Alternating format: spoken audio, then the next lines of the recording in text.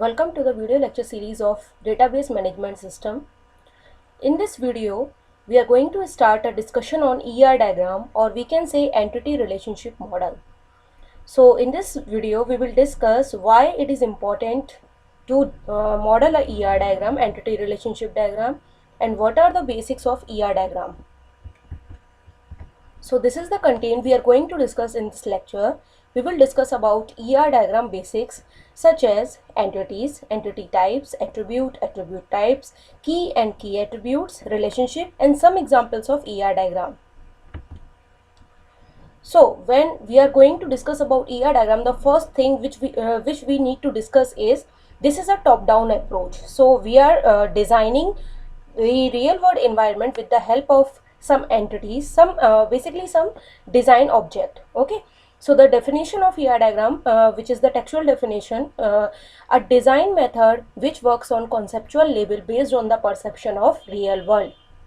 इसका मतलब क्या है कि जब हम ER डायग्राम की बात करेंगे तो ER डायग्राम एक डिज़ाइनिंग मेथड है जिसकी हेल्प से हम रियल वर्ल्ड को परसेप्शन करके उसको समझ के उसको कंसेप्चुअल लेवल पे डिज़ाइन कर सकते हैं.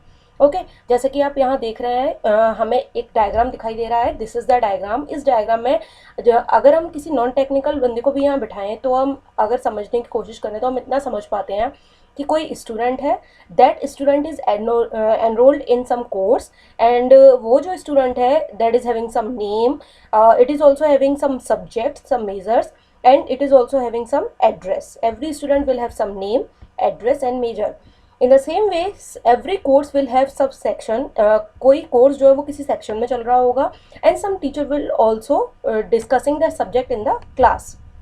ओके तो अगर हम समझें ER डायग्राम को डिज़ाइन करने का तरीका बड़ा आसान है. अगर कोई डॉक्टर या कोई लॉयर है वो भी इस बात को समझ पाता है इस ER डायग्राम को विदाउट नोइंग कि ये जो सर्किल बने हुए हैं, डायमंड शेप, या ये जो रेक्टेंगल बने हुए हैं, ये एक्चुअली क्या रिप्रेजेंट करते हैं, इसको जाने बिना भी वो इसे आसानी से समझ सकता है. इसीलिए ये एक डिज़ाइन मेथड है which is completely non technical. Okay, so further move to the next definition: a graphical technique for understanding and organizing the data independent of actual database implement. तो अब हमने क्या किया, यहाँ पे सिर्फ हमने समझने की कोशिश की है कि किस तरह से कोई इन्वायरमेंट जो है जो रियल वर्ल्ड में एग्जिस्ट करता है उसको हम समझेंगे, and we will understand how to organise it, और कैसे डेटा को किस तरह से इंडिपेंडेंटली यहाँ हम रिप्रेजेंट कर सकते हैं. ओके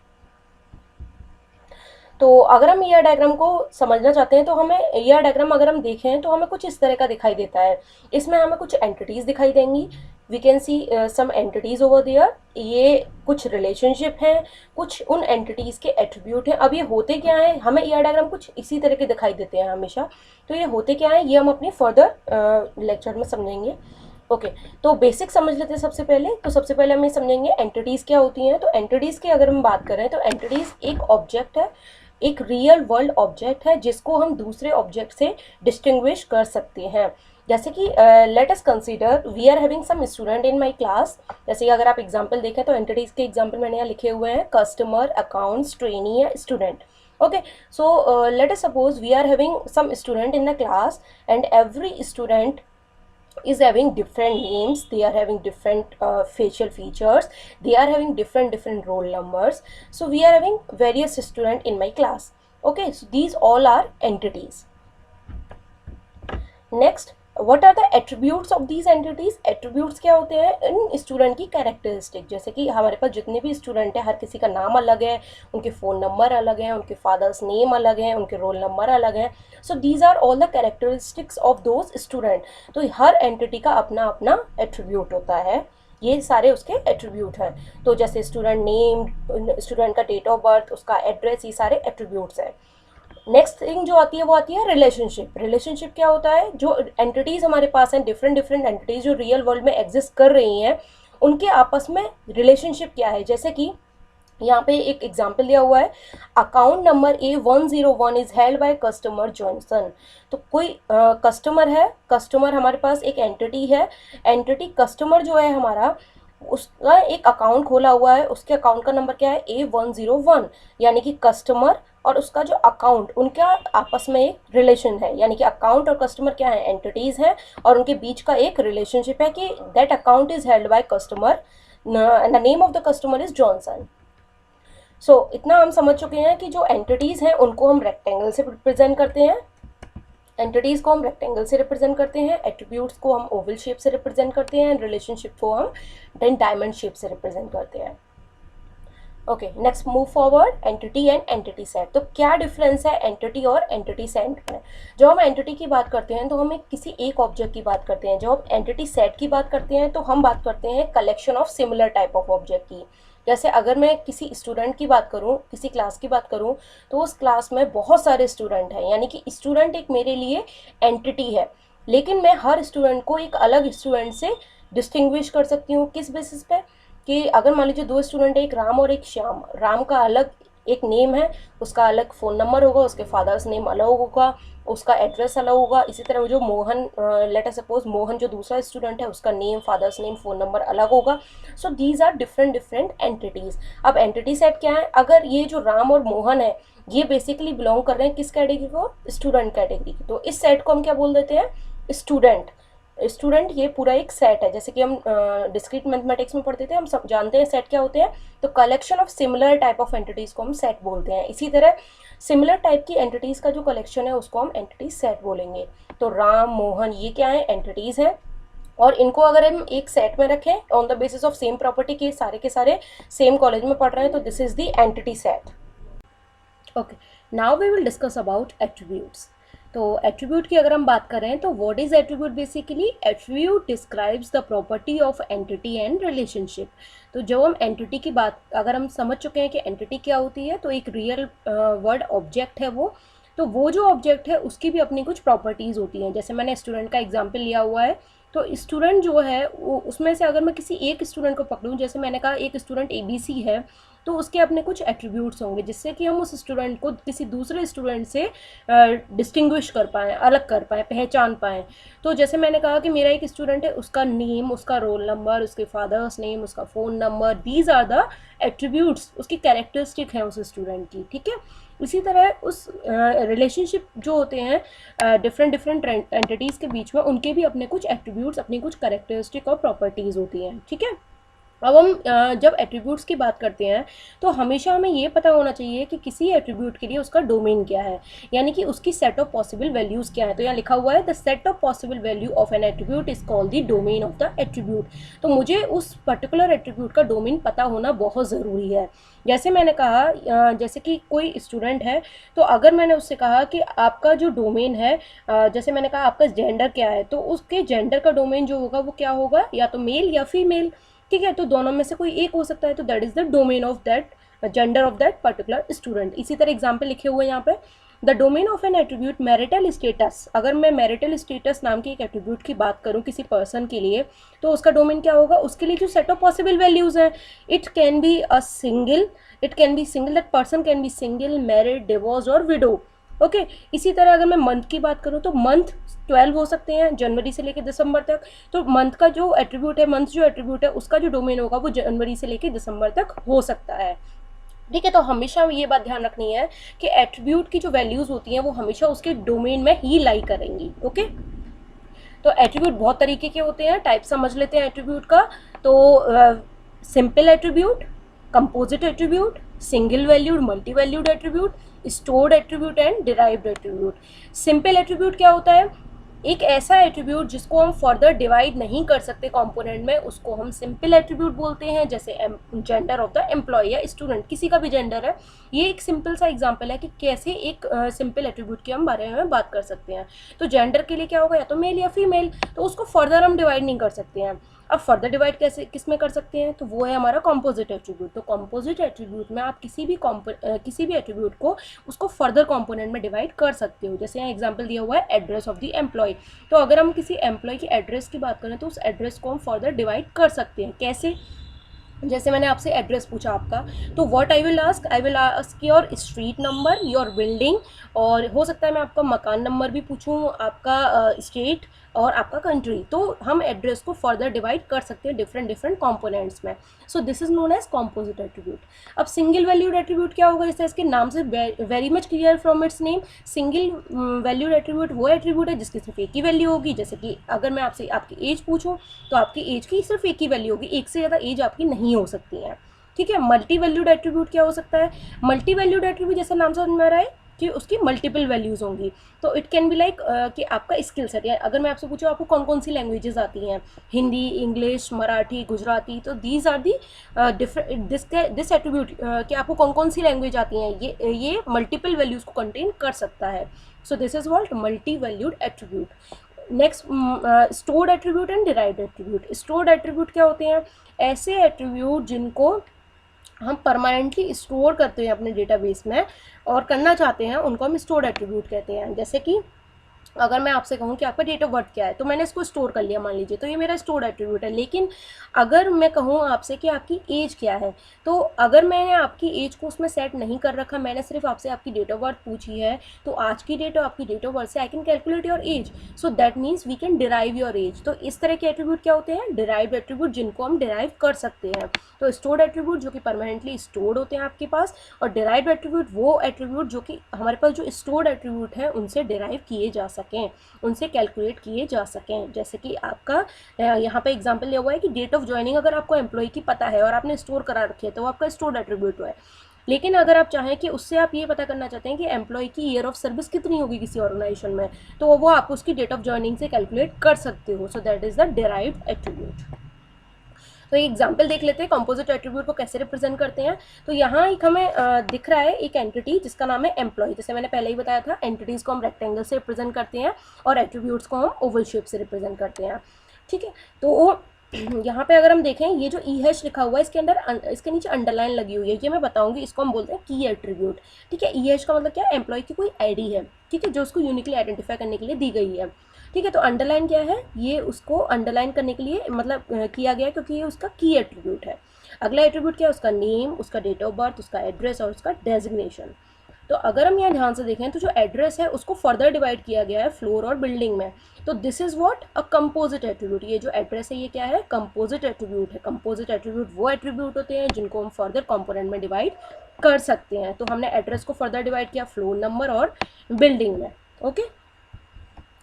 नेक्स्ट मूव फॉरवर्ड, की एट्रीब्यूट क्या होते हैं। तो जैसा अभी मैंने बताया था आपको कि वहाँ जो ई हैश लिखा हुआ था उसके नीचे अंडरलाइन लगी हुई थी। अंडरलाइन लगने से मैंने बताया था कि ये की एट्रीब्यूट है। की एट्रीब्यूट बेसिकली क्या है, जैसे इसका नाम से समझ में आ रहा है कि कोई एक ऐसा एट्रीब्यूट जो कि आपकी की तरह काम करे, यानी कि जो यूनिक हो। जैसे हर ताले की एक यूनिक चाबी होती है, इसी तरह हर एक एंटिटी का अपना एक की एट्रीब्यूट होता है।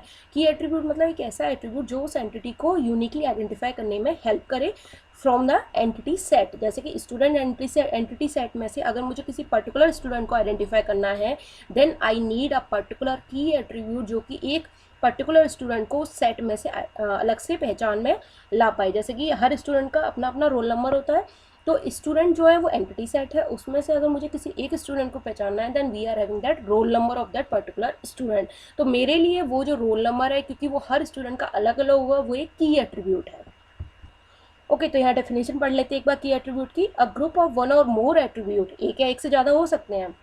The a group of one or more attribute that uniquely identify an entity in the entity set। जैसे कि यहाँ लिखा हुआ है, that is the attribute or combination of attribute that is unique for every entity instance। Example यहाँ पे दिया हुआ है, the account number of an account, किसी भी अकाउंट का एक अकाउंट नंबर होता है। जैसे हम बैंक में जाते हैं तो हमारा अकाउंट नंबर अलग होगा, किसी हमारे दोस्त का अकाउंट नंबर अलग होगा।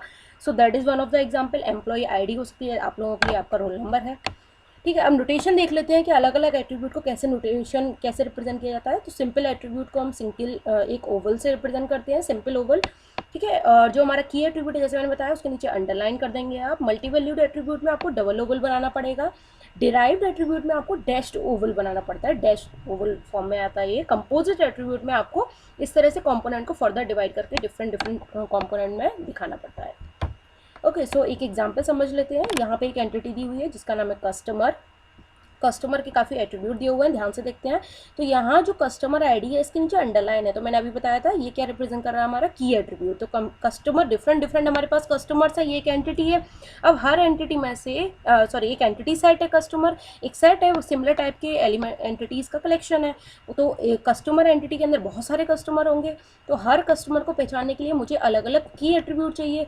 तो मेरा यहाँ पे जो की एट्रीब्यूट है वो क्या है, कस्टमर की आईडी। मैंने अपने कस्टमर को एक आईडी दी हुई है, तो जो की एट्रीब्यूट है उसको हम किससे रिप्रेजेंट करेंगे, अंडरलाइन से। ठीक है, यहाँ पहुँचे, यहाँ हमने देखा कि फ़ोन नंबर जो है उसमें मुझे डबल ओवल शेप दिख रही है। इसका मतलब मुझे समझ में आया कि this is all about multi valued attribute. Multi valued मतलब एक पर्सन के पास एक से ज़्यादा फ़ोन नंबर भी हो सकते हैं। ठीक है, तो this is the multi valued attribute. Date of birth simple attribute है। ठीक है, यहाँ हमने एज को देखा, एज जो है वो हमारा डैश ओवल से दिख रहा है हमें यहाँ पे, तो ये क्या है, हमारा डिराइव्ड एट्रीब्यूट। तो हम इसको किससे, स्टोर्ड एट्रीब्यूट क्या है हमारे यहाँ पे, डेट ऑफ बर्थ, उससे कैलकुलेट कर सकते हैं। अब यहाँ देखें हम नेम में हमने देखा, तो नेम को भी हमने यहाँ पे कंपोजिट एट्रीब्यूट समझा हुआ है। जैसे कि मैंने नेम को डिवाइड कर दिया फर्स्ट नेम, मिडिल नेम और लास्ट नेम में। ठीक है, एक और एट्रीब्यूट है एड्रेस। एड्रेस को भी हमने कंपोजिट एट्रीब्यूट लिया और इसको भी फर्दर डिवाइड किया स्ट्रीट, सिटी, स्टेट और जिप कोड में। और यहाँ पे ये देखिए हमने स्ट्रीट को भी एक कंपोजिट एट्रीब्यूट माना है, उसको भी डिवाइड किया street number, street name, apartment number. इसी तरह आप अपने लिए भी एक ईआर डायग्राम डिज़ाइन करके देखें और उसको देखें कि आपके लिए अगर स्टूडेंट एंटिटी हम बनाएं तो उसके लिए क्या क्या एट्रीब्यूट हो सकते हैं। तो just try it by yourself. अच्छा, अगर हमें की एट्रीब्यूट समझ में आता है तो हम यहाँ एक बहुत अच्छा सा पॉइंट डिस्कस कर सकते हैं जिसका नाम है entity types. So entity types मतलब हम एंटिटीज़ को कैटेगराइज कर रहे हैं। तो एक हमने बोला regular entity and second one is weak entity. Regular entity क्या होती है, एक ऐसी एंटिटी जिसका अपना एक की एट्रीब्यूट होता है, यानी कि जो उसको यूनिकली आइडेंटिफाई करने में मदद करता है। जैसे कि एम्प्लॉय के लिए एम्प्लॉय आईडी होती है जो उसको यूनिकली आइडेंटिफाई करने के लिए होती है, स्टूडेंट के लिए उसका रोल नंबर, कस्टमर के लिए कस्टमर आईडी है, और किसी पॉलिसी होल्डर के लिए उसके लिए कोई नंबर असाइन किया गया होगा जो उसको यूनिकली आइडेंटिफाई करता है एक सेट में से। ठीक है, तो हर एक एंटिटी को आइडेंटिफाई करने के लिए की एट्रीब्यूट होता है। अगर उस एंटिटी के पास वो की एट्रीब्यूट है तो उसे हम रेगुलर एंटिटी बोलते हैं, वो हमारे लिए बड़ी नॉर्मल सी बात है। नेक्स्ट, वीक एंटिटी क्या होती है, वीक एंटिटी वो एंटिटी होती है जो किसी और एंटिटी पर डिपेंड करती है, यानी कि उसका खुद का कोई की एट्रीब्यूट नहीं होता। Let us suppose we are in the organisation जहाँ पे कोई एक एम्प्लॉय है और हमें जानना है कि उस एम्प्लॉय के डिपेंडेंट कौन कौन है। सो वो जो उसके डिपेंडेंट हैं वो डिपेंड करेंगे उस एम्प्लॉय के ऊपर, यानी कि वो जो डिपेंडेंट है उनका हमारा डायरेक्ट, हम उसको मेन एंटिटी मान के नहीं चल रहे हैं, वो डिपेंडेंट होंगे किसके ऊपर, उस एम्प्लॉय के ऊपर। तो एम्प्लॉय जो है हमारा रेगुलर एंटिटी है और उसके जो डिपेंडेंट है वो उसके वीक एंटिटी हैं। ठीक है, क्योंकि उनके पास अपना खुद का कोई की एट्रीब्यूट नहीं होगा जिससे कि हम उन्हें पहचान पाएँ। हम उस जो डिपेंडेंट जो है उस एम्प्लॉय के हैं उनको हम किसकी हेल्प से पहचानेंगे, उस एम्प्लॉय की हेल्प से पहचानेंगे। ठीक है, सो this is one of the example. तो यहाँ पे लिखा हुआ है स्पाउस ऑफ द एम्प्लॉय, तो उसको हम किसकी हेल्प से पहचानेंगे, उस एम्प्लॉय की हेल्प से। Next, relationship and relationship set discuss करते हैं। तो रिलेशनशिप जैसे हमने पहले समझा था, रिलेशनशिप क्या होता है, जैसे कि आपके दोस्त के साथ कोई रिलेशन होता है, इसी तरह डिफरेंट एंटिटीज़ का आपस में रिलेशनशिप हम यहाँ पे डिस्कस करते हैं। तो this is what association among two or more entities, that is any entity can be relate to other entities via relationship. जैसे कि एक सप्लायर है, वो क्या करेगा, सप्लाई करेगा सम पार्ट। जैसे कि एक टीचर है, वो क्या करेगा, टीच करेगा स्टूडेंट्स को, किसी पर्टिकुलर क्लास को। ठीक है, सो this is what relationship between that teacher and student, कि वो किसी पर्टिकुलर क्लास को टीच कर रहा है। तो देख लेते हैं ज़रा, यहाँ पे हमने बात करी है कि भाई रिलेशनशिप के भी अपने कुछ एट्रीब्यूट हो सकते हैं। तो अगर हम इस ईआर डायग्राम को देखें तो यहाँ पे हमारे पास एक डॉक्टर एंटिटी है, यहाँ पे हमारे पास एक एंटिटी है जिसका नाम है डॉक्टर, और एक और एंटिटी है जिसका नाम है पेशेंट। तो डॉक्टर जो है वो प्रिस्क्रिप्शन प्रोवाइड करेगा किसी पेशेंट को। ठीक है, तो ये जो है ये क्या है, एक रिलेशनशिप है किसके बीच में, डॉक्टर और पेशेंट के बीच में। तो अगर हम यहाँ देखें कि जो रिलेशनशिप है उसको मैंने किससे रिप्रेजेंट किया है, डायमंड शेप से। तो डॉक्टर जो है वो प्रिस्क्रिप्शन किसको देगा, पेशेंट को, और ये जो प्रिस्क्रिप्शन है इसके बेसिस पे हमने प्रोवाइड किए हैं कुछ मेडिसिन। ठीक है, अब ये जो प्रिस्क्रिप्शन थी इनके भी अपने कुछ एट्रीब्यूट हैं, जैसे कि नंबर ऑफ डोजेस, जो मेडिसिन आपको लेनी है उसके कितने डोज लेने हैं, कितने दिन वो मेडिसिन लेनी है, नंबर ऑफ डेज, या उसका कुछ और भी एट्रीब्यूट हो सकते हैं कि भाई मॉर्निंग में लेनी है, इवनिंग में लेनी है, वो टाइम भी हो सकता है, और भी जो आप समझ सकते हैं वो यहाँ होती है। तो this is completely dependent of our perception कि हम कैसे देख पाते हैं। ठीक है, तो यहाँ अगर हम देखें कि हर रिलेशनशिप का भी अपने कुछ एट्रीब्यूट हो सकते हैं। एंटिटीज़ के एट्रीब्यूट तो हमने पहले भी देखे हुए हैं, अब हमने यहाँ नया क्या देखा कि भाई रिलेशनशिप के भी हम एट्रीब्यूट देख सकते हैं। तो these attribute best describe the relationship prescription rather than any individual entity, doctor, patient और मेडिसन। ठीक है, ये बहुत इंपॉर्टेंट चीज़ है जो हम समझने वाले हैं। आइडेंटिफाइंग रिलेशनशिप, आइडेंटिफाइंग रिलेशनशिप क्या होते हैं? ऐसे रिलेशनशिप, जैसे हमने पहला वाला जो एग्जांपल देखा था, इसमें हमने देखा था कि जो डॉक्टर और पेशेंट है वो हमारे रेगुलर एंटिटी हैं। ठीक है, उनके अपने अपने खुद के कुछ की एट्रीब्यूट होंगे, जैसे हर डॉक्टर का अपना कुछ नंबर होगा जो कि उसे बाकी डॉक्टर से आइडेंटिफाई करवाता होगा अलग से। एक पेशेंट को भी उन्हें अलग नंबर प्रोवाइड किया होगा कि एक डॉक्टर के पास जितने भी पेशेंट जा रहे हैं उसमें से किसी पर्टिकुलर पेशेंट का आईडी क्या है। ठीक है, ये हो गई हमारी रेगुलर एंटिटी कि भाई हर एंटिटी के पास अपना अपना एक की एट्रीब्यूट है। लेकिन जैसे मैंने एक केस बताया था कि भाई कभी कभी क्या होता है कि एम्प्लॉय के भी अपने कुछ डिपेंडेंट होते हैं। तो एग्जांपल देख लेते हैं, यहाँ पे एम्प्लॉय जो है that has some dependent.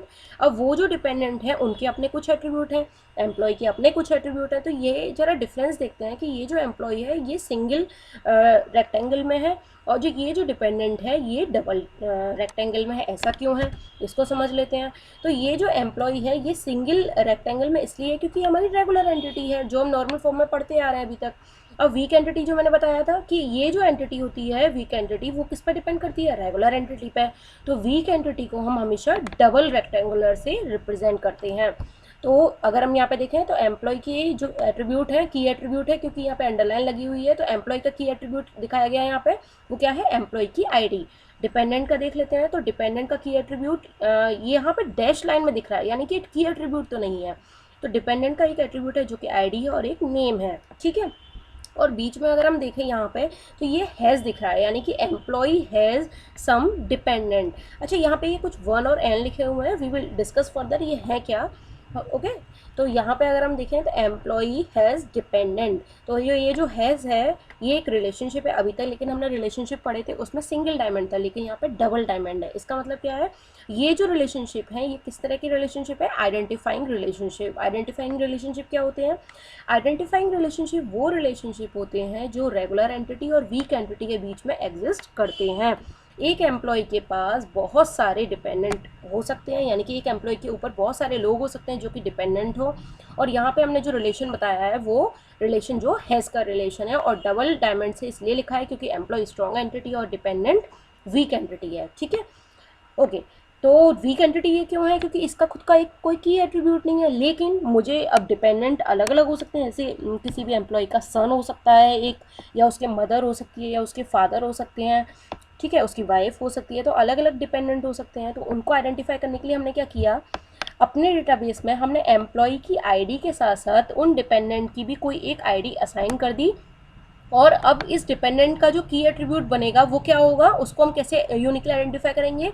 Strong entity, यानी कि जो हमारी रेगुलर एंटिटी है उसके की एट्रीब्यूट को हम साथ लेके चलेंगे इसके किसी एक एट्रीब्यूट के साथ, जो कि it can which can work as ID, which can work as a key attribute, which can work as, ठीक है, which is not working but what it which can work as key attribute. ठीक है, तो dependent जो हमारा weak entity है उसके लिए हमने की क्या मान के चली है कि एम्प्लॉय की आईडी के साथ साथ हमने इसका एक एट्रीब्यूट ले लिया जो कि यहाँ आईडी है। इसीलिए हमने इसके यहाँ के इसे कैसे रिप्रेजेंट किया है, हमने यहाँ पे जो हमारा वीक एंटिटी है उसकी की के लिए हमने यहाँ पे डैश्ड अंडरलाइन करी हुई है। ठीक है, तो this is the important thing. तो हमें ये समझ में आ जाना चाहिए कि आइडेंटिफाइंग रिलेशनशिप क्या होता है, एक ऐसा रिलेशनशिप जो कि स्ट्रॉन्ग और वीक एंटिटी के बीच में एग्जिस्ट करता है। So the identifying relationship is the one which relate the weak entity dependent with the strong entity on which it depend. ID is the underlying with a dotted line because it used to form composite key of dependent entity along with employee ID. Okay, एक अच्छा सा example समझते हैं यहाँ पे हम कि हमारे पास कस्टमर और अकाउंट का एग्जाम्पल दिया हुआ है। तो ये जो हमारा कस्टमर है ये क्या कर रहा है, कस्टमर डिपॉजिट कर रहा है कुछ इन अकाउंट। तो कस्टमर और अकाउंट के बीच में रिलेशन क्या है, डिपॉजिटर का रिलेशन है कि customer is the depositor of that account. Customer की कुछ प्रॉपर्टीज़ हैं, क्या क्या है, कस्टमर की आईडी, कस्टमर का नेम, कस्टमर की स्ट्रीट, कस्टमर का सिटी। ठीक है। तो यहाँ पे कस्टमर को यूनिकली आइडेंटिफाई, बहुत सारे कस्टमर्स में ऐसे किसी एक कस्टमर को यूनिकली आइडेंटिफाई करने के लिए हम एक की एट्रीब्यूट का यूज़ करेंगे। वो की एट्रीब्यूट हमारा यहाँ पे क्या है, कस्टमर की आईडी। अकाउंट देख लेते हैं। अकाउंट इज़ एन एंटिटी, तो अकाउंट हमारे पास डिफरेंट अकाउंट हो सकते हैं हमारे बैंक में। तो हर एक अकाउंट को यूनिकली आइडेंटिफाई करने के लिए हमने किसका यूज़ किया है, एक अकाउंट नंबर जो है वो हमारा की एट्रीब्यूट है, उसका यूज़ किया है। ठीक है। तो अकाउंट का एक और एट्रीब्यूट है जिसका नाम है अकाउंट का बैलेंस। इसी तरह ये जो हमारा रिलेशनशिप है इसका एक एट्रीब्यूट दिया हुआ है एक्सेस डेट, यानी कि जो कस्टमर है उसने जो अकाउंट है उसको कब एक्सेस किया था, ठीक है, उसकी date. So this is a very simple example, और आई होप आपको समझ में आया होगा कि किस तरह से ये काम कर रहा है और किस तरह से हम वर्क कर सकते हैं एंटिटी रिलेशनशिप के साथ। In further video lecture we will also discuss some other basic principles कि किस तरह से इसे डिज़ाइन किया जा सकता है, किस तरह से इसका डेटाबेस मॉडलिंग में यूज़ होगा। तो एक और एग्जाम्पल समझते हैं। तो अगर हम यहाँ देखें तो हमें एक और एग्जाम्पल दिखाई देता है ऑनलाइन बुक शॉप का। तो उस एग्जाम्पल में देखें तो we are having combination of different entities, relationship, attributes आपको दिखाई दे रहे होंगे यहाँ पे। तो हमारे पास यहाँ पे बुक से स्टार्ट करते हैं। We are having some book. उस बुक को यूनिकली आइडेंटिफाई करने के लिए उसका एक ISBN नंबर होता है जो हर बुक को यूनिकली आइडेंटिफाई करता है। उसके नीचे मैंने अंडरलाइन लगाई हुई है, इसका मतलब ये इसका की एट्रीब्यूट है। तो डिफरेंट बुक्स को आइडेंटिफाई करने के लिए यूनिकली हम इस ISBN नंबर का यूज़ करेंगे। उसके साथ साथ हमारी हर बुक का अपना अपना ईयर होगा। ओके, हर बुक का अपना अपना ईयर होगा जब उस बुक को पब्लिश किया गया है। उस बुक का अपना अपना टाइटल होगा, उस बुक का अपना अपना प्राइस होगा। तो यहाँ डिफरेंट एट्रीब्यूट बुक के आपको दिखाई दे रहे हैं। तो बुक जो होगी वो भी किसी ने लिखी होगी, कहीं पे पब्लिश हुई होगी, और उस बुक में कहीं कहीं क्या क्या इन्फॉर्मेशन है, क्या क्या कंटेन करती है, कितना प्राइस है उस बुक का, ये सारी इन्फॉर्मेशन होगी। या हमारे पास कितने उस बुक के स्टॉक्स हैं, ये भी हमारे पास इन्फॉर्मेशन होनी चाहिए। ठीक है। तो जो हमारी बुक शॉप है, हमने देखा कि हमारी जो बुक है वो किसने लिखी है। तो ये जो रिलेशनशिप है, अगर हम देखें रिटन बाय, तो बुक और ऑथर के बीच में एक रिलेशनशिप है कि कोई बुक है वो रिटन बाय सम ऑथर। तो उस ऑथर का URL नंबर होगा, उसका नेम होगा, उसका एड्रेस होगा। तो यहाँ पे हमने की एट्रीब्यूट क्या बनाया इस ऑथर के लिए, उसका नेम और एड्रेस, यानी कि हम डिफरेंट ऑथर को यूनिकली आइडेंटिफाई कर सकते हैं उसके नेम और एड्रेस से। ओके, यहाँ हमने देखा कि बुक पब्लिश्ड बाय पब्लिशर, यानी कि पब्लिशर और बुक के बीच में क्या रिलेशन है कि it is being published by some publisher. उसका जो हमने की एट्रीब्यूट बोला है वो क्या बोला है, उसका नेम, इसलिए यहाँ अंडरलाइन लगी हुई है। और उसके अलावा एट्रीब्यूट क्या है पब्लिशर के, पब्लिशर का एड्रेस, पब्लिशर का फ़ोन नंबर, पब्लिशर का URL हो सकता है। ठीक है। उसके अलावा अब यहाँ रिलेशनशिप देखते हैं, जो बुक है और यहाँ पे शॉपिंग बास्केट, अगर कोई उस बुक को परचेज़ कर रहा है, क्योंकि ऑनलाइन हमारी शॉप है तो उसको परचेज़ कर रहा है, तो बुक में क्या कंटेन करेगा, बुक ये जो कंटेन्स लिखा हुआ है यानी कि उसमें नंबर होगी, कितनी आप शॉपिंग बास्केट में कितनी बुक को खरीद रहे हो, तो उसका नंबर कि आप कितनी बुक्स को कंटेन कर रहे हो। और यहाँ अगर हम देखें शॉपिंग बास्केट की, हर बास्केट, जैसे हम कार्ट में कोई आइटम खरीदते हैं, ऑनलाइन आपने शॉपिंग करी होगी, तो बास्केट की अपनी अपनी ID होगी। ठीक है। उसके अलावा यहाँ देखिए रिलेशन कि जो कस्टमर उस बुक को खरीद रहा है उस बास्केट की हेल्प से, तो वो बास्केट किस कस्टमर की है ये भी मुझे पता होना चाहिए। तो यहाँ देखें तो उस कस्टमर का name, address, email number and phone number. Email जो है उसका क्या है, की एट्रीब्यूट है। ओके, तो यहाँ अगर हम देखें बुक और वेयर हाउस, यानी कि वो जो बुक है वो जहाँ से आ रही है हमारे पास, उस वेयर हाउस अगर हम देखें वहाँ से जो बुक्स आई हैं उनका स्टॉक कितना है, तो हम स्टॉक देखें तो हमें नंबर पता होना चाहिए। तो इस रिलेशनशिप का एक एट्रीब्यूट है नंबर। वेयर हाउस में अगर हम गए तो वेयर हाउस का अपना कोड होगा, एड्रेस होगा और फ़ोन नंबर होगा जहाँ पे हम उन बुक को स्टोर करके रख रहे हैं। तो that is the warehouse of that particular book. So we can see there this is a very simple example of online book shop. And I hope आपको थोड़ा थोड़ा समझ में आ रहा होगा कि किस तरह से मॉडलिंग हम कर सकते हैं। अगर आपको कोई समझाए, ER डायग्राम अगर दिखाए, तो आप समझ पाएंगे कि किस तरह से ये रिप्रेजेंट कर पा रहा है। Okay, so thank you for your patience, and in the further lecture we will also discuss some other basics of ER diagram and some principles and how to design it, how to implement it, क्या क्या और properties हैं इसमें, किस तरह से हम cardinality of relationship का यूज़ करेंगे।